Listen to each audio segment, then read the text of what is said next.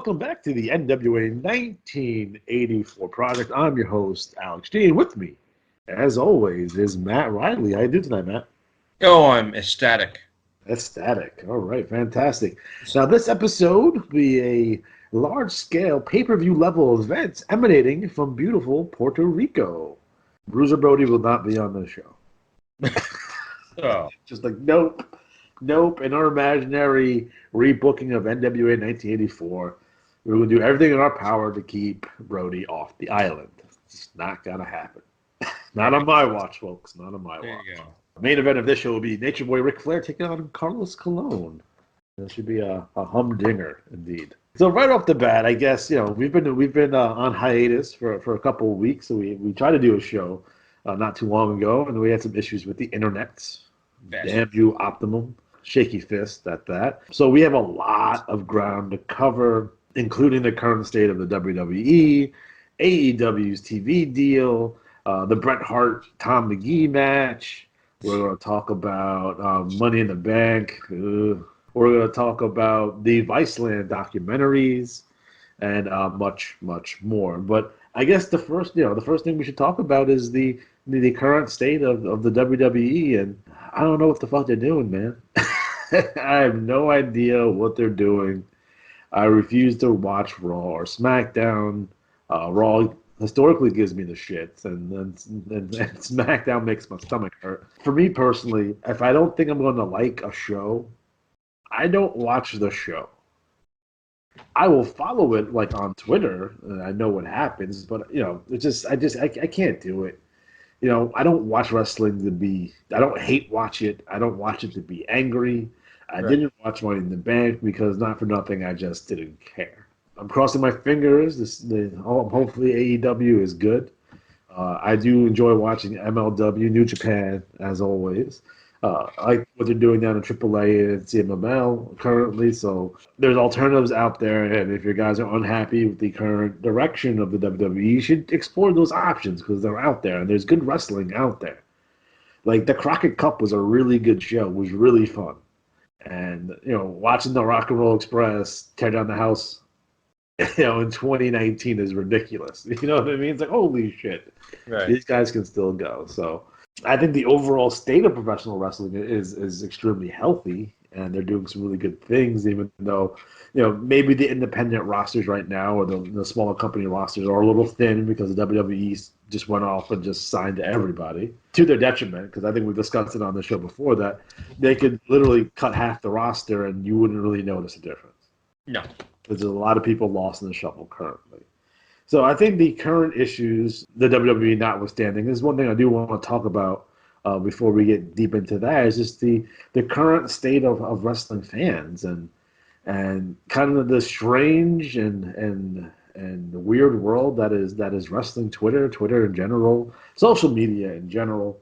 Our society is very tribalistic in our culture. There are people that love the WWE and they love what they're doing and what have you. And then, you have people now, jumping on the AEW bandwagon, and those fans are going back and forth. And right off the bat, I had to question anyone who is kind of shitting on AEW where they haven't even produced a show yet. Right.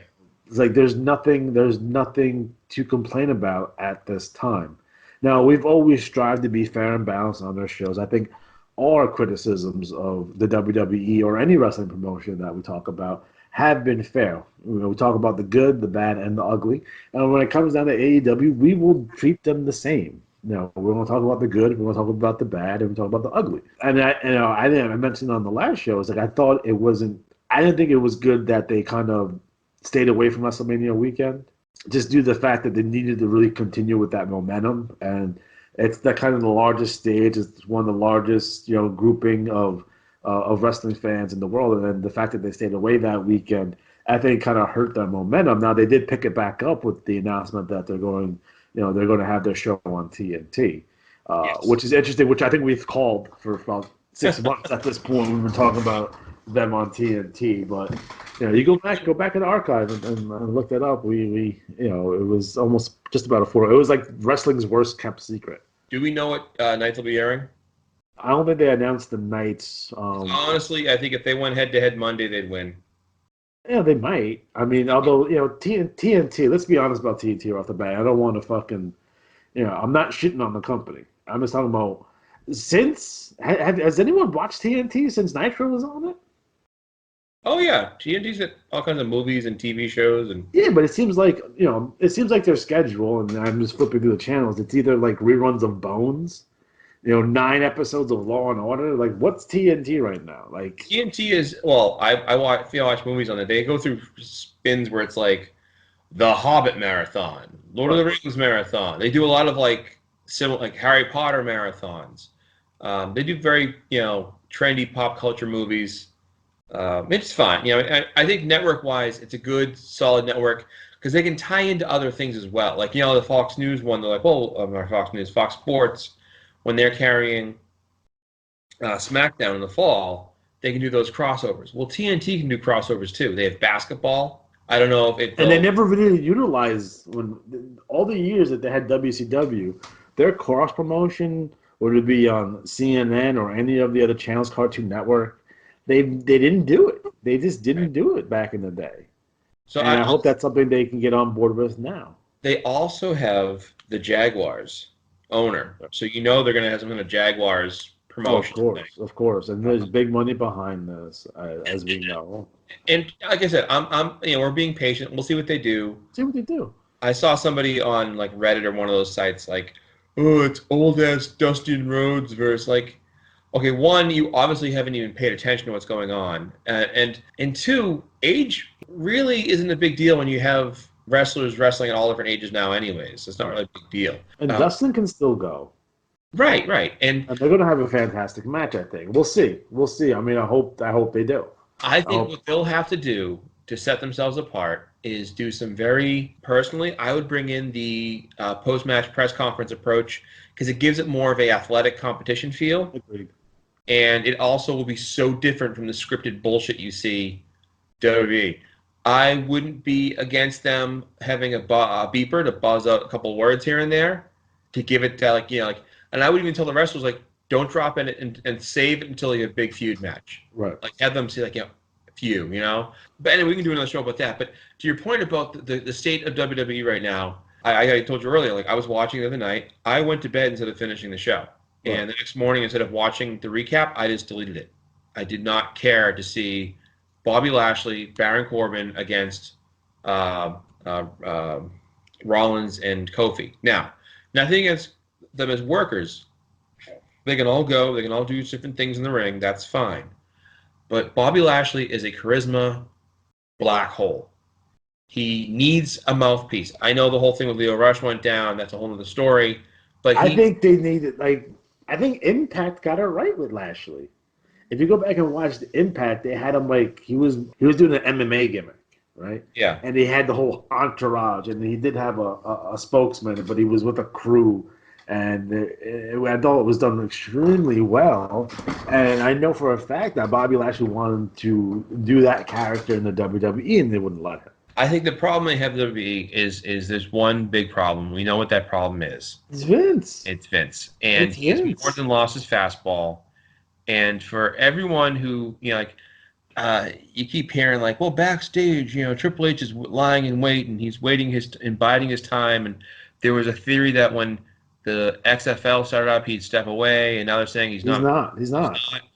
That man needs to fucking go away. And I think what might have to happen, this is like Game of Thrones foreshadowing. You might need to have Fox Sports say, we know what the problem with this product is. It's you. If you're involved, we're axing the deal. Right. And Vince will be told basically, walk the fuck away, or we're axing the deal because you are hurting the product. He and is. we can't do that. He has become a modern version of Vern Gagne. Yeah, And he's so out of touch right now. It's bad. well, You know, I yeah, know. when you have people on your creative team fucking leaving left and right, like they're fucking stepping down or they're quitting outright because you're not listening to any of their ideas or any of the good ideas they have gets changed or axed or what have you. We don't know what these guys can actually do. I bet you like fucking the Road Dogg is probably fucking fantastic. He probably has all kinds of great ideas. By the time he gets through Vince, it's fucking shit. He literally takes a big pile of shit and he shits on your idea, and then he gets on TV and it sucks, and then the fans scream at you. Yeah, and well, I'll tell you this: I've watched both shows for quite some time, and what's really entertaining is fans love 12-year-old humor that a tween kid can really get behind. And when they did the skit with the Usos filming the revival, shaving their each back, and then the hot liquid in the pants, it's just, you know what? You don't even want wrestling anymore. You just want gag stuff to make Vince laugh. It's kind of like what's his name on SNL. I can't think of his name now because I'm blanking. I'm tired. Lauren Green, Lauren Michaels. Lauren Michaels, thank you. And that a lot of them write skits for him, and you can tell because the skits that get approved get the same characters out there over and over and over. And even though they're not funny, there are so many skits on SNL that are just, I call them the funny concept. It's a funny idea, it doesn't go anywhere. And a lot of that is now, well, I don't get this. If Vince doesn't get it and it doesn't get over, they've said that apparently, the word is that Triple H is behind the scenes, not happy, but he's being paid. Like at a certain point, you gotta say fuck you, man. You gotta say, dude, you let me run this. Because again, it's gonna be that cycle of, well, who's to blame for these ratings? Well, you're running out of people to blame because everyone's leaving. Now they're blaming the fans. That's the worst thing to do. You blame the fans. Fuck that. And kind of we talked about it before on the pre-show. So the fans complaining about a product. All right, so I just went to see Avengers Endgame again tonight, and it was better the second time around. Still fantastic finale. And I like to say that, Marvel produced or delivered, produced a finale that delivered. Game of Thrones delivered a finale, and Game of Thrones finale lacked those big moments. They lacked those, wow, you're going to talk about it. Did you see that? Remember that moment this happened? I don't think, and I don't watch that show. I don't watch Game of Thrones. Right. I've not seen an episode, but from what people tell me, people didn't get their satisfaction. There's no payoff. Well, I'll tell you, kind of use cross back over to wrestling. Cersei, who was the evil queen, who had spent 6 seasons or 10 years just torturing, mutilating, killing, all these things. The monster heel, and essentially the monster heel was like, in wrestling terms, it would be the equivalent of, well, they sprained their ankle, they can't make the main event, so we're just going to drop the feud. What? Like, no, you've got to deliver a payoff. Like, I've wanted to see this character pay for what they did. And you can't just have them get... So really, that kind of approach, the failing to deliver, really reminded me of... And then, again, it was kind of entertaining, Money in the Bank, watching in a way, because it was so bad at so many points. But there are other points, like, I like the Bailey thing was a good move. Yeah. Although that may be a shot back at Sasha. Oh, yeah. She's sitting at home was like, no, you'll give your best friend the belt now because we're dicks. Right. But I think the ending of it was just completely like... Because you couldn't have Becky have 2 belts for that. No, that's fine. That's fine. But I think having Brock Lesnar walk out, and I always make the example, when people don't know a game or product very well, all right, or a TV show, but they know the certain parameters, they will adopt it. Like little kids who go, well, you can't, you took your hand off the wall, you're out now, whatever, right? They know the basic rules. In wrestling, the people in the match are eligible to win the match. Random fuckface McSteroid walks out, and I thought to myself, because I got accidentally spoiled by somebody who thought I had watched it and was like, what do you think of Brock showing up? I'm like, well, I guess I don't have to watch the last match of the show. And he was super apologetic, which is fine. But just, it's one of those things when I heard that, I was like, of course he showed up. Of course he showed up. Because what else would they do but go back to a uncharismatic fake draw? Like, he has a name.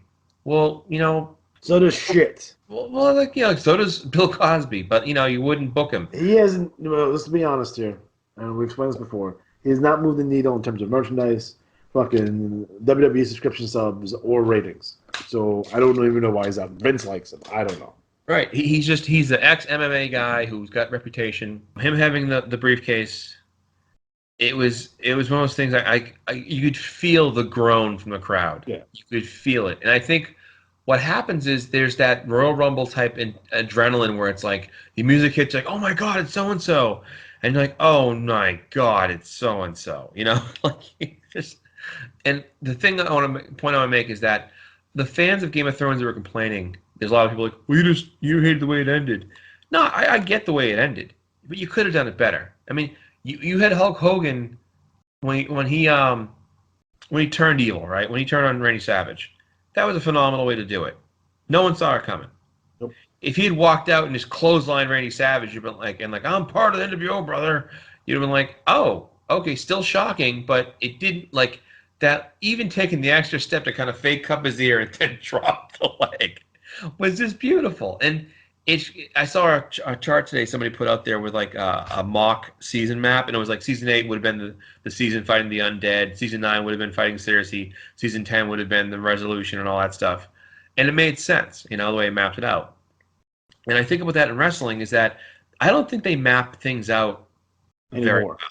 I think they know what they want to do. Like someone said, oh, they want to have Lacey versus Becky next WrestleMania.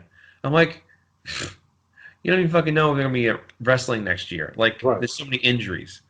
Paige went from being the next big star to never wrestling again. Yeah. I don't know what's going on with Alexa Bliss. I think they're just trying to protect her because I think, once you get a concussion, and once you get multiple, it's easier to get another one. And I think one more concussion, she's out. She's done. Just keeping her out of matches in general? Yeah, because you don't want her to go crazy and murder people, I guess.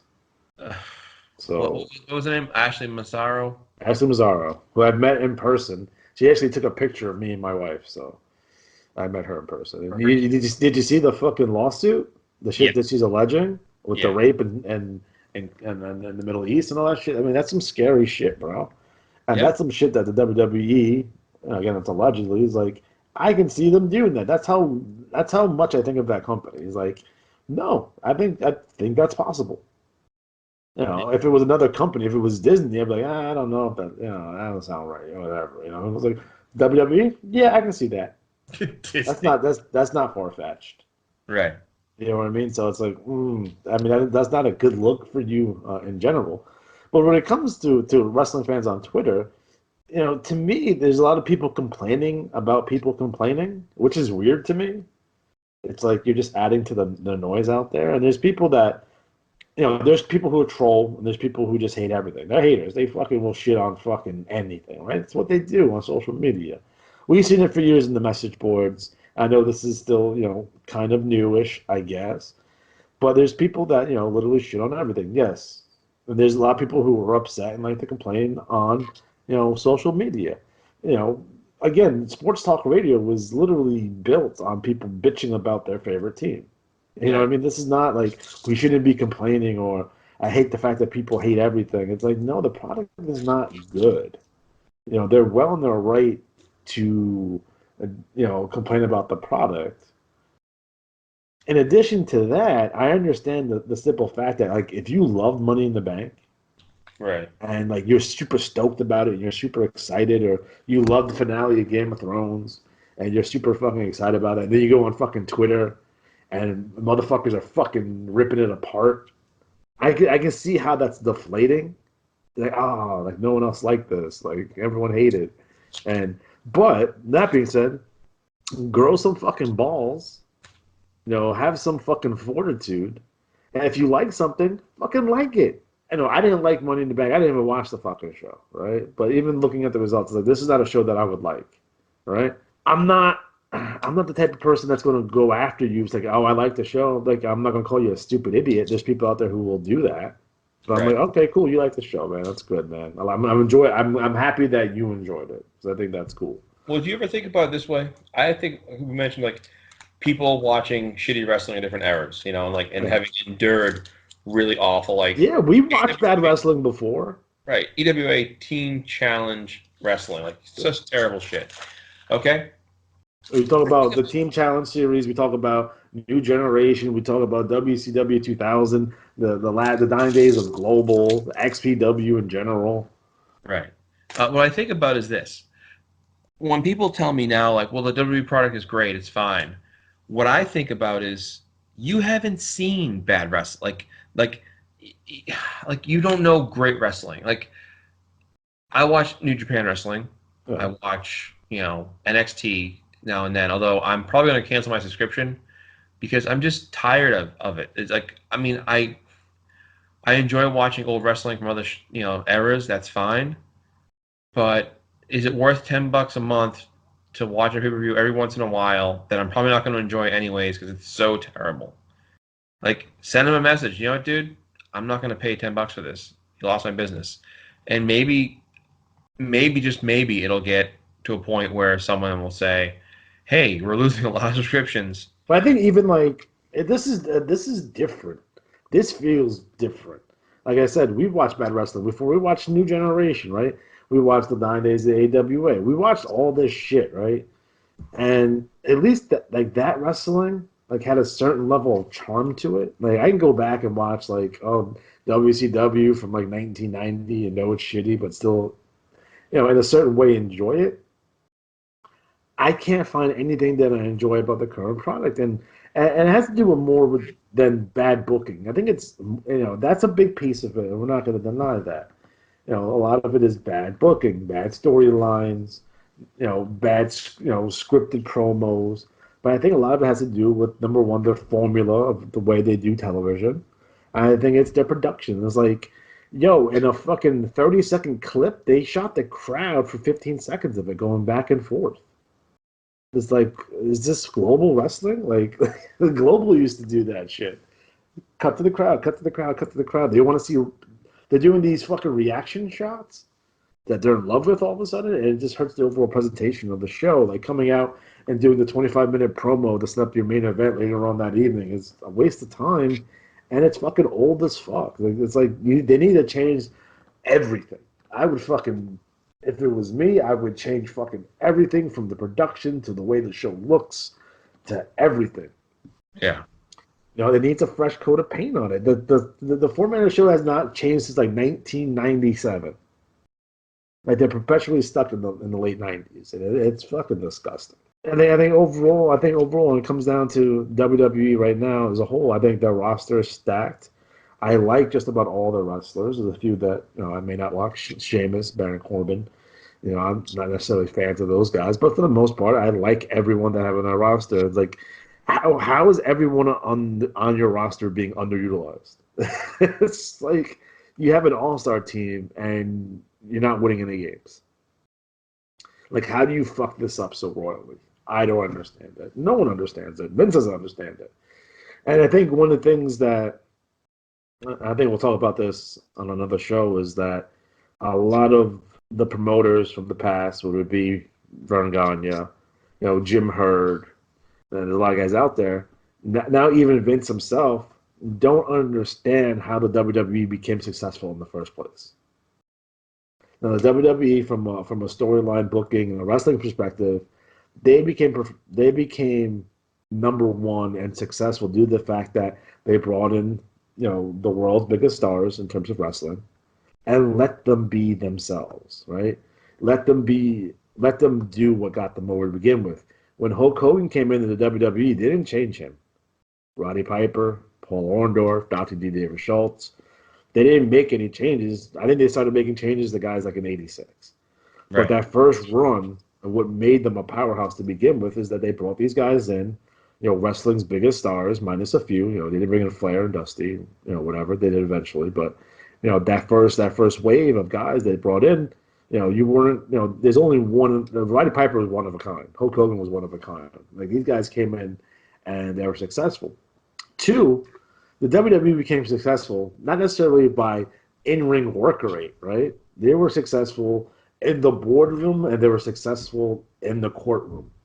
The WWE was able to make these licensing deals. They had their merchandising, flowing. They had their promotion out there. They're getting on syndicated TV throughout the country. And anytime something got sideways, they were able to win in court too. That's how they became successful. Not with their bell-to-bell in-ring product. Because the NWA, for the majority of the time, Mid-South Wrestling always had a better wrestling product overall. It's just that the WWE was better at promoting and creating bigger stars. And, that's how they won. So you look at a guy like Jim Herd, right, from WCW. Yep. Oh, yeah. Like, he thought that what made WWE successful is like they appeal to the kids. They have these cartoon characters, and I'm sorry, the cartoon characters of the '80s were not selling tickets. They're fun to have on the show. Your Coco Bewares, your Brutus the Barber Beefcakes, your Outback Jacks, and your Corporal Kirschners, your cartoon characters, your Hellbilly Jims. They weren't selling tickets. They were like little pieces, but that's what Jim Herd gravitated to. So he created fucking the Candy Man and Arachnaman and the fucking Ding Dongs and all this fucking goofy shit. And he thought that's what made WWE successful, but he didn't understand what made WWE successful. Vern Gagne tried to do the same thing. Like, we need to be more cartoony to compete with WWE, and like, no, that's the opposite of what you want to do, because that's not what made them successful. That's what they were doing, but that's not what made them successful. And we learned throughout the new generations that as they created more and more outlandish characters, minus the Undertaker, which is like a once in a lifetime gimmick put on the perfect guy, that wasn't going to work. You take that Vince's playbook, and Vince ignores his own what made him successful, and then everyone else does. And I hope these other companies, would it be MLW, NWA, AEW, take a look at Vince's 84, 85, and going into 86, and take that and then kind of ignore the rest, because you have to.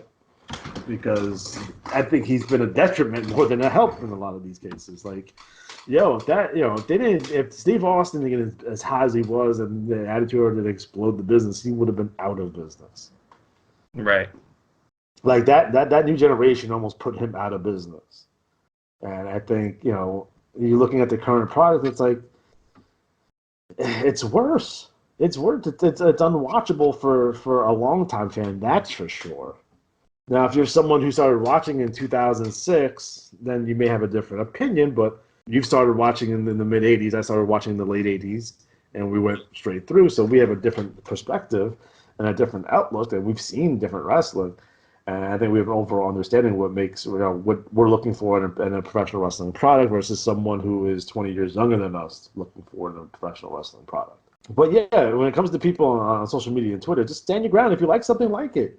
Don't let people on social media change your mind because it's ridiculous. Don't let our opinions fucking color your view on it.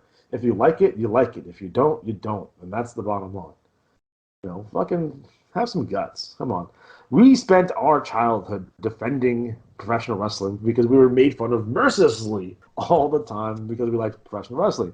They would say, "Oh, you like that fake wrestling? You like the two guys rolling around in their underwear, what does that tell me about you?" And that kind of shit. Like, we heard all that shit, and we had to be staunch defenders of professional wrestling. So we may have a thicker skin than a lot of other people that may not have to defend it as much as we did over the years. But if you like the current WWE product, more power to you.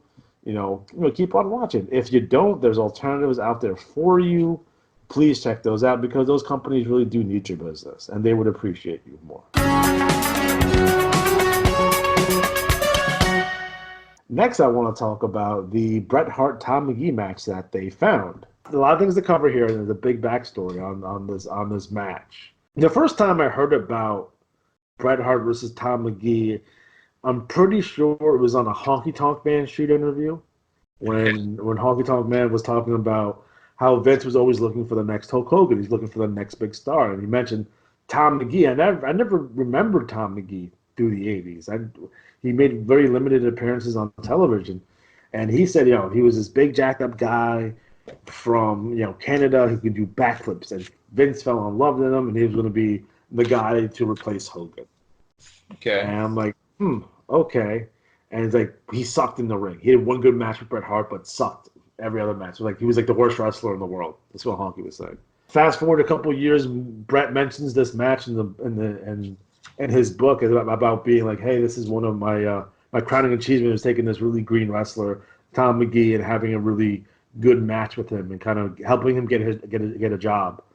Because he worked for my dad. My dad trained him, so I really wanted to work hard and show everyone that I can have a match with anyone to make them look good. Fast forward a couple of more years, Colt Cabana on his podcast was mentioning how he was in WWE developmental, and you could ask for tapes. They can make you matches, and they can give you tapes if you want to watch something. So he asked for the Bret Hart Tom McGee match, and they didn't have it. So, throughout tape trading circles, people would claim they had seen it. No one could find the tape. Meltzer said he had a tape, but he couldn't find it. So no one could find this fucking match. And we all knew it was taped. But no one knew what the condition of the match was. No one knew that it had commentary on it or it was a fully produced, match. So, years go on, and this, the kind of the legend behind this fucking match, grew and grew and grew. There are some people who claim that saw that said like, oh, that Bret Hart took the worst wrestler in the world and had a 5-star match with them for no reason. Some other people saying that no, Tom was actually really good.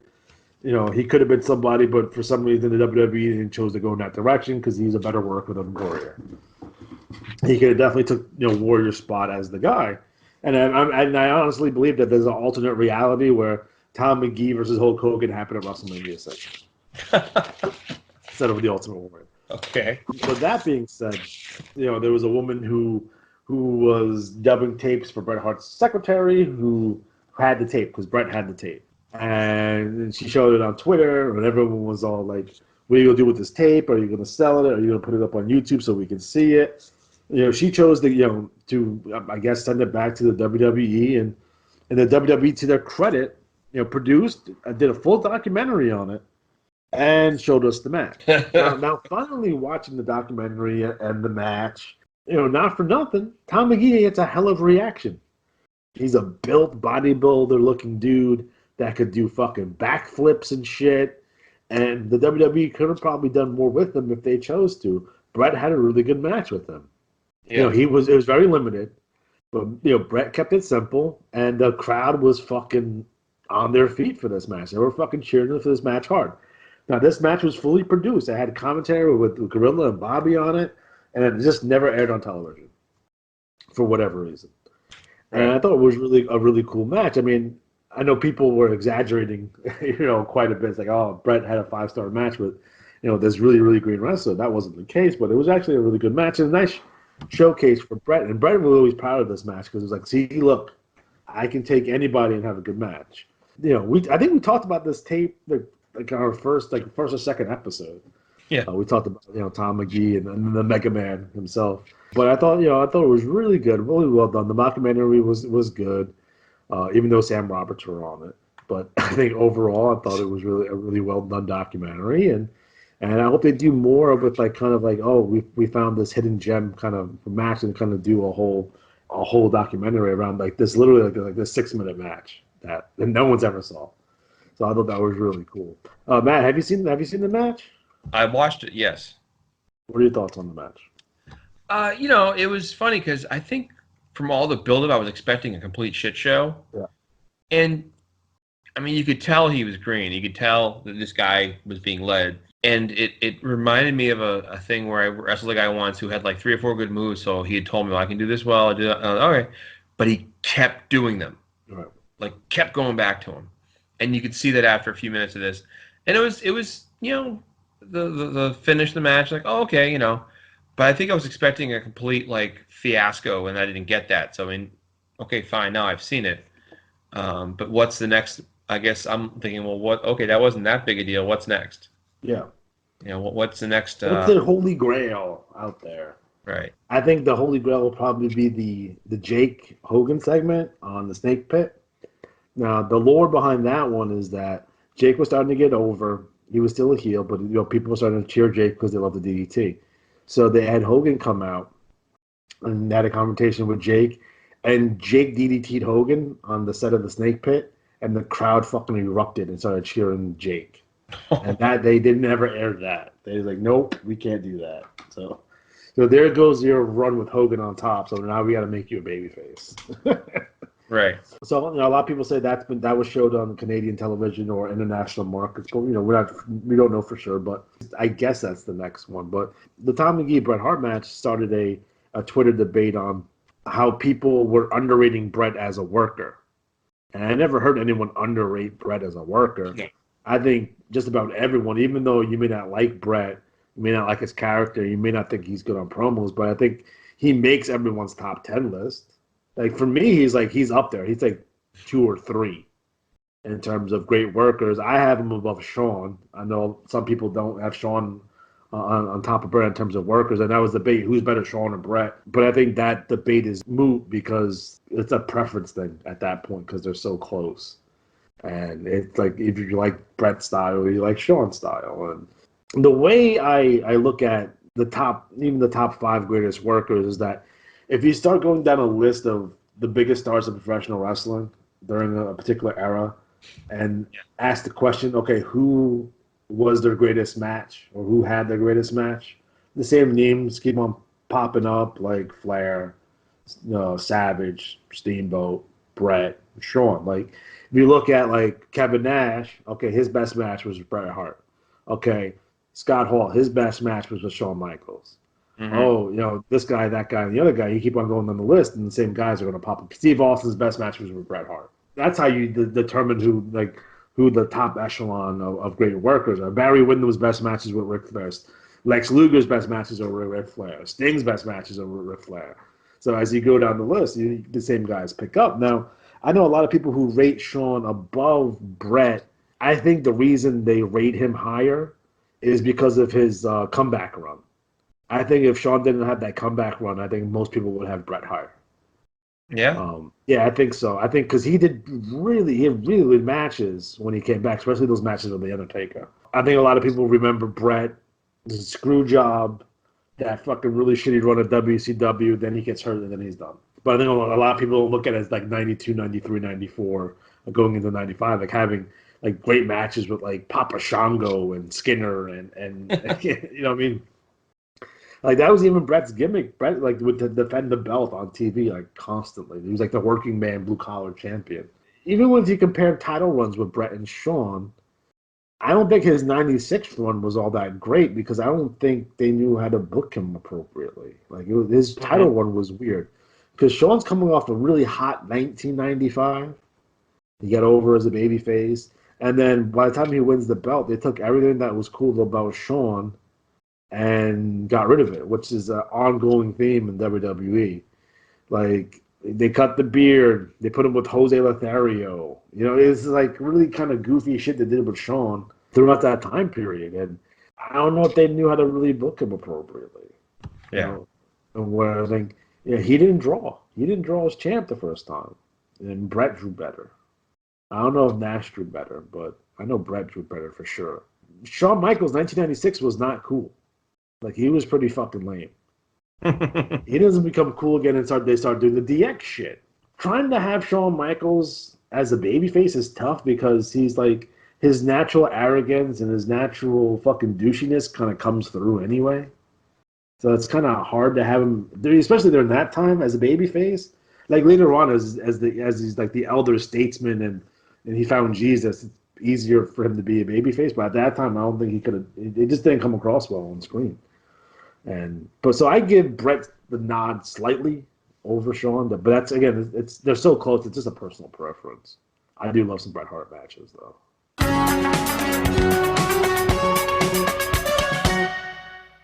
So Matt, have you watched the Viceland documentaries? I watched a couple of them. Yeah. Okay.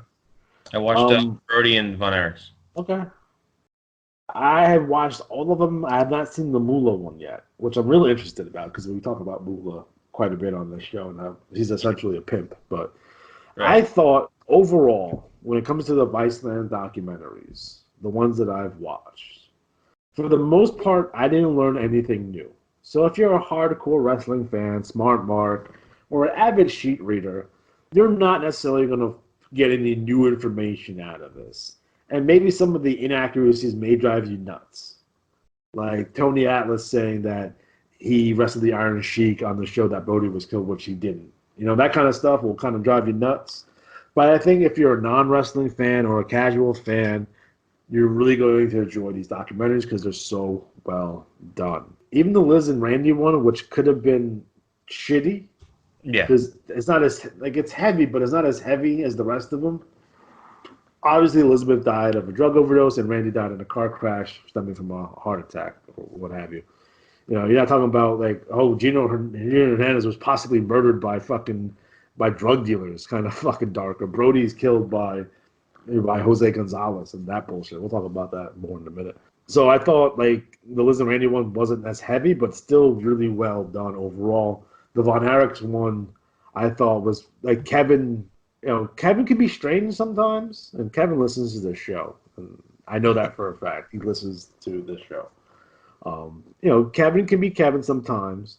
He can be a little strange, but I think we have an immense amount of respect for Kevin Von Erich and all the shit that he's been through, and I think like it broke my heart when like, you know, like at the end when his, you know, with his dad who points the gun on him was like, and he told him was like, if you had any guts, you would cut and kill yourself.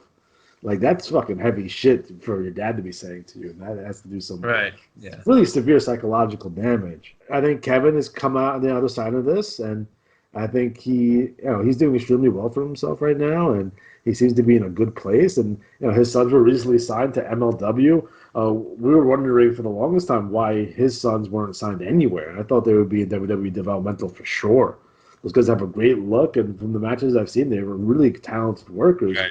So I'm always curious about like why are these guys not signed anywhere? Like why am I not seeing them like a more like you'd see them in shows in Texas every once in a while. We see them over in Israel, but we wouldn't see them on a Ring of Honor show or anywhere. And I was always curious about why they weren't signed anywhere, but they were recently signed to MLW, so we'll see more of them in the future. So I'm very excited about that. The Von Erichs are back in professional wrestling, and it's one of those stories where, especially when it comes to the Von Erichs, it's very much like a lot of stories you see about young celebrities. Just dealing with fame and fortune and expectations and that kind of stuff, and the pressure can really get to you, and it's sad. Like Kerry Von Erich for a period of time was like my favorite wrestler in the world. Like I love Kerry. I was a big Kerry guy. Even in his matches with Lawler at Super Clash 3, I know that's your favorite pay per view of all time. But that withstanding, I think that all the wrestling companies, especially the WWE, dropped the ball on the fact that he was missing a foot. I mean, imagine what that could have done for a lot of kids out there that may have had a disability. He would have been a hero to the masses, and he would have been fucking huge. And from a selfish wrestling point of view, they would have made a lot of money with that, but they chose not to go in that direction for whatever reason. I don't know why, but I thought that was pretty ridiculous. When it comes to the Brody stuff, again, no new information was necessarily learned there. I wish they had Savio Vega, because Savio Vega has a very interesting take, and he was also there that night as well. Did you find that Abdullah seemed like he was hiding something, or he knew more about it than he was letting on? Yeah, he seemed a little right? It just seemed that way. We're not getting, and they weren't editorializing. So this wasn't like a documentary when they were investigating all this shit. It was just, this is their story. We're just going to present these guys, and we're not going to challenge any of their opinions or any of their recollections or anything. We're just going to have them tell the story, which is fun. But I wish they dug a little bit deeper and kind of did more investigating on some of these. But I thought, they was presented extremely well. And to circle back to the Brody thing, again, we focus a lot on Brody on this show because he is currently our NWA World Heavyweight Champion, and what have you. And I think in terms of the dark side of the ring or wrestling tragedies and wrestling, kind of the bad stuff, like that's to me, it's that Owen and Benoit, like the top three. Like literally like hurt my stomach, make me sick type of thing. And the amount of injustice that went on with that, with the Brody deal was just disgusting. It's so disgusting. And it's one of those things that makes me embarrassed to be a wrestling fan. It doesn't make me feel good about it. Doesn't give me the warm and fuzzies. It's so fucking dark. And a woman lost a husband, a child lost their father. And for what? To me, it's completely ridiculous. It presents a bad light on the island of Puerto Rico, which I'm not necessarily a native, but I'm definitely it's part of my heritage, and I'm very embarrassed by that. To me, it's very even hard to talk about, and there's a level of it's like that's the type of shit that makes me feel guilty about being a wrestling fan when people talk about that, and sure. And that whole situation in general just makes me feel guilty about it. And same thing goes for the Owen Hart incident and the Benoit murders as well. And I'm assuming if they do a season 2, that one of those two, the big ones, will be part of that particular season. I could see that. The Gino stuff was really good. The death of Gino Hernandez really kind of. I don't know if that was the first drug-related death in professional wrestling, but it was definitely at the time like the first prominent one. I would assume, right? Yeah, I think so. Like we've seen overdoses and stuff throughout the years and complications from drug abuse, but his cocaine problem was deep, man, and a lot of the evidence would suggest that he was murdered. He owed a drug dealer money or a drug deal gone bad or whatever, but Gino.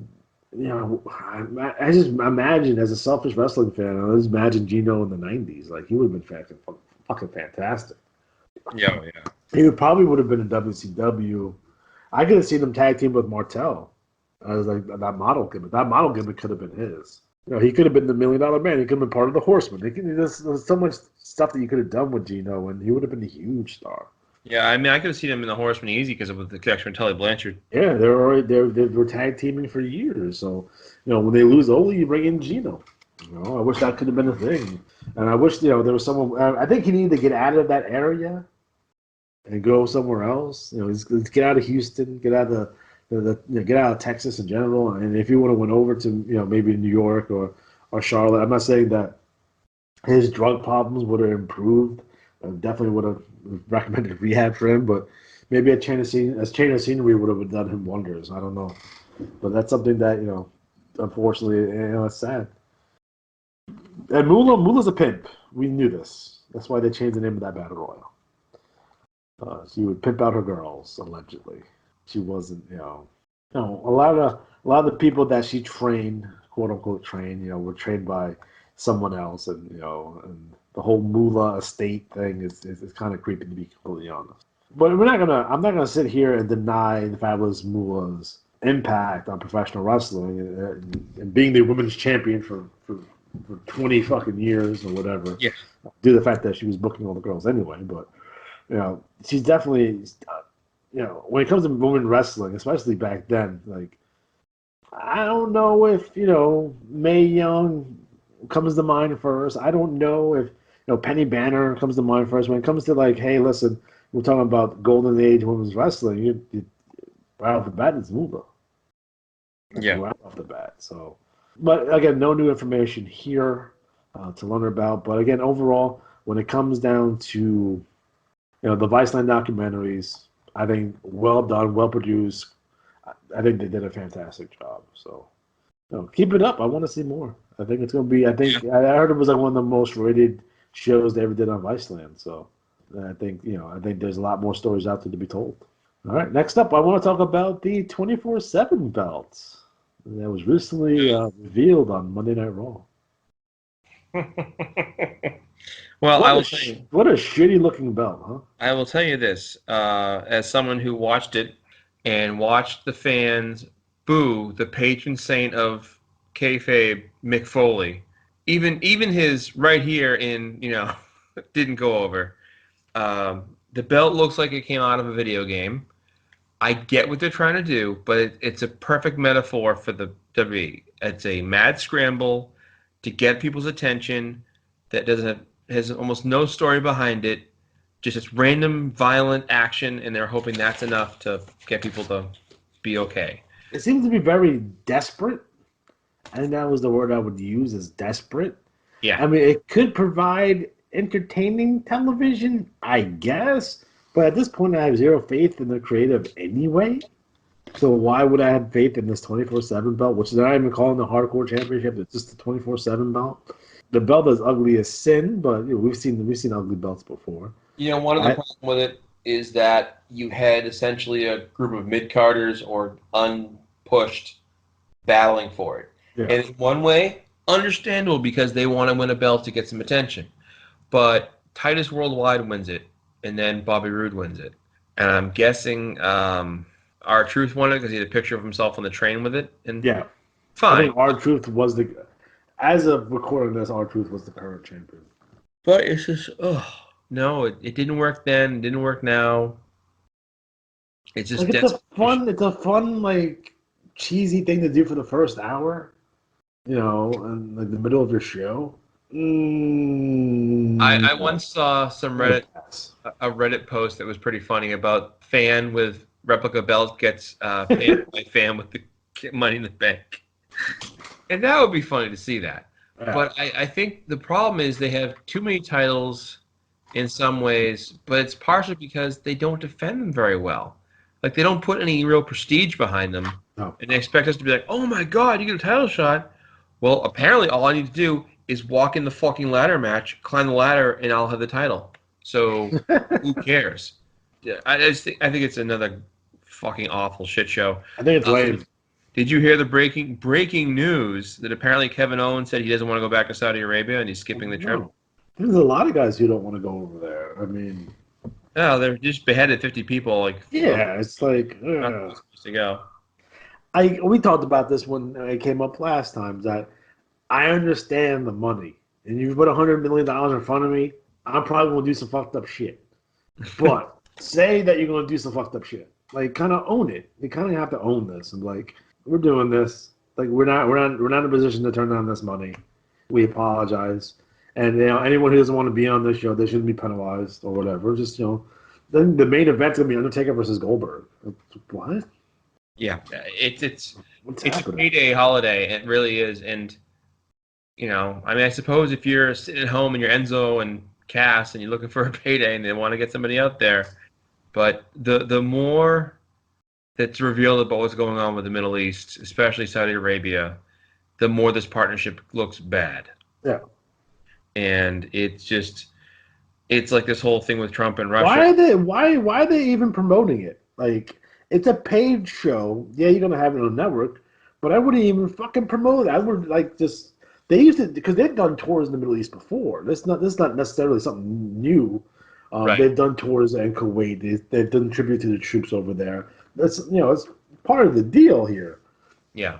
But I think the problem is number one is the way they're promoting it. It's like, oh, it's gonna be bigger than WrestleMania. Well, thanks for giving us a fucking subpar WrestleMania, you douches. Yeah. Number two, it's like, why is this promoted on television at all? It's like, it's a house show in Saudi Arabia. Like, yeah. If I was them, I wouldn't even talk about it because the more you talk about it, the more you shed light on it. The more you shed light on it, the more the bigger the possibility that John Oliver's going to do another piece on you, which you don't want. So I don't understand.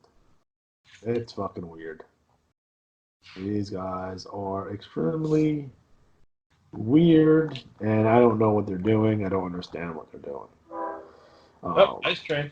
Ice Train is coming through, which is nice. All right, guys, so we are officially out of time. So for